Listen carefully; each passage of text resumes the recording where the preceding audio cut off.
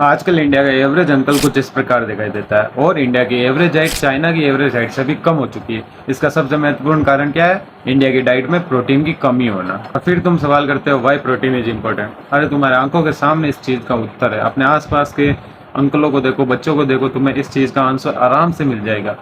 और फिर तुम्हें पता चल जाएगा वाई प्रोटीन इज इम्पोर्टेंट। और अगर तुम्हें और जानकारी लेनी है प्रोटीन के बारे में तो इस वीडियो को अच्छे से देख लो। तुम्हें सब चीज़ें मैं अच्छे से बता दूंगा प्रोटीन के बारे में। Importance of protein. अब देखो, हमें पहले यह समझना होगा कि प्रोटीन हमारे शरीर के लिए क्यों इंपॉर्टेंट है।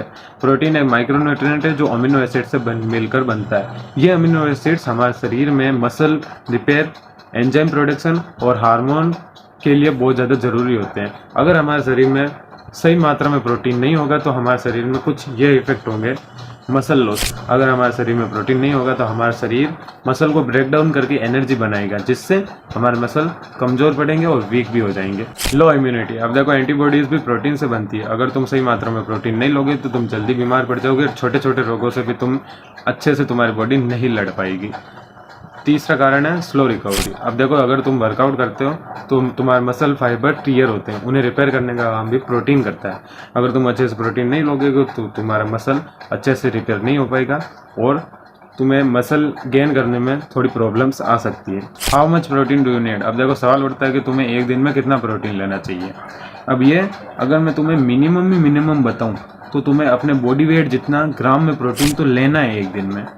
और अगर तुम जिम भी करते हो, वर्कआउट भी करते हो, तो तुम्हें अपने बॉडी वेट जितना इंटू कर दो, अपने बॉडी वेट को इंटू कर दो 1.2 से, उतना तो तुम्हें प्रोटीन लेना है मिनिमम। लाइक एग्जांपल, अगर मेरा बॉडी वेट 70 kg है तो मैं 70 ग्राम प्रोटीन लूंगा। अगर मैं वर्कआउट करता हूँ तो मैं 100 ग्राम प्रोटीन लूंगा। और इम्पोर्टेंट बात, अगर तुम अभी बहुत कम प्रोटीन खाते हो तो तुम एक साथ इतना प्रोटीन लेना मत स्टार्ट करना, क्योंकि तुम्हें डाइजेशन के इशू हो सकते हैं। मुझे भी हुए थे।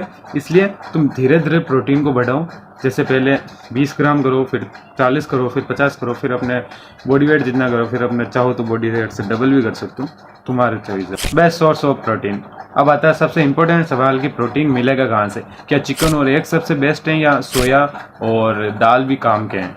अब यहाँ पे हमें दो कैटेगरीज में प्रोटीन को डिवाइड करना पड़ेगा। एक होती है एनिमल बेस्ड प्रोटीन, यानी कि chicken, egg, milk, dairy products जितने भी है, कर्ड, पनीर।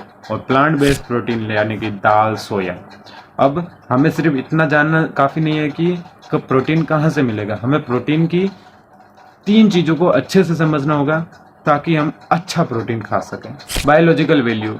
बायोलॉजिकल वैल्यू बताता है कि जो प्रोटीन हम खा रहे हैं वो प्रोटीन हमारे बॉडी में कितना लगेगा, कितना यूज़ होगा। जितनी ज़्यादा बायोलॉजिकल वैल्यू होगी उतना ही बेटर एब्जॉर्वेशन होगा। अब मैं देखो तुम्हें एक चार्ट बताता हूँ जिसमें तुम्हें पता चल जाएगा कि सबसे अच्छे बायोलॉजिकल वैल्यू वाले प्रोडक्ट्स कौन से हैं और सबसे बेकार कौन से। सबसे बेहतरीन हो गए एग्स, मिल्क, वेजिटेरियन के लिए मिल्क, पनीर, और नॉन वेजिटेरियन के लिए चिकन और एग।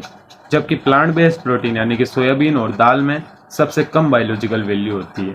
इसलिए ज़्यादातर जो बंदे इसे खाते हैं उन्हें डाइजेशन की प्रॉब्लम होती है। Amino acid profile. Complete protein में सभी 9 एसेंशियल अमीनो एसिड्स होते हैं। एनिमल बेस्ड प्रोटीन में सभी प्रोटीन कंप्लीट प्रोटीन होते हैं, लेकिन plant based protein complete protein नहीं होते हैं। एग्जाम्पल के लिए एग एक अच्छा कंप्लीट प्रोटीन है, लेकिन वेजिटेरियन के लिए मिल्क सबसे अच्छा कंप्लीट प्रोटीन है। ये रहा आपकी स्क्रीन के सामने फूड चार्ट जिसमें पता चलता है कि कौन सा फूड कंप्लीट प्रोटीन देता है। Protein to carb ratio. अब इस चीज़ को अच्छे से समझना होगा।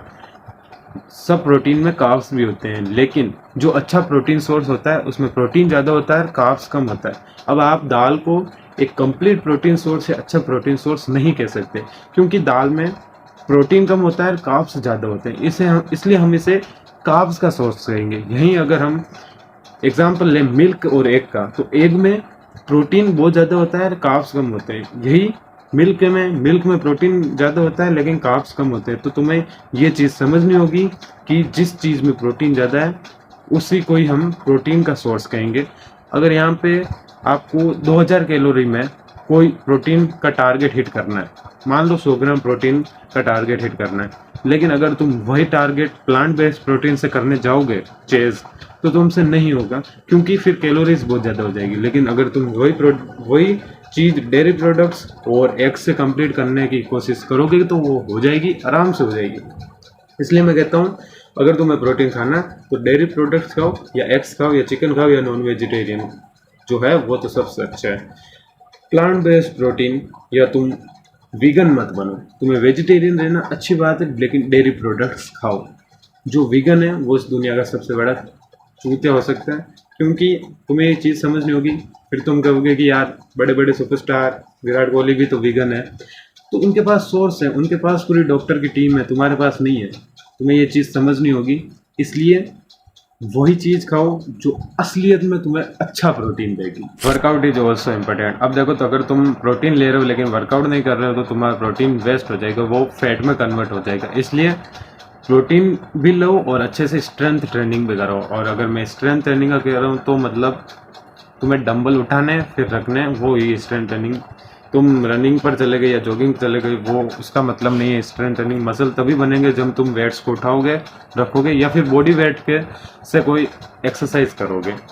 अगर तुम एक्सरसाइज नहीं करोगे, प्रोटीन लोगे, तो तुम्हें कुछ ज़्यादा अच्छे रिजल्ट नहीं मिलेंगे। इसलिए वर्कआउट करो। और अगर तुम्हें वर्कआउट पर, होम वर्कआउट पर अच्छे से एक वीडियो चाहिए तो मुझे कह देना, मैं बना दूंगा। अब हम बात करते हैं थोड़ी सप्लीमेंट पर। अब देखो, सप्लीमेंट पर बात करने से पहले तुम्हें सप्लीमेंट शब्द का मतलब समझना होगा। इसका मतलब होता है किसी चीज़ को सप्लीमेंट करना, रिप्लेस करना नहीं।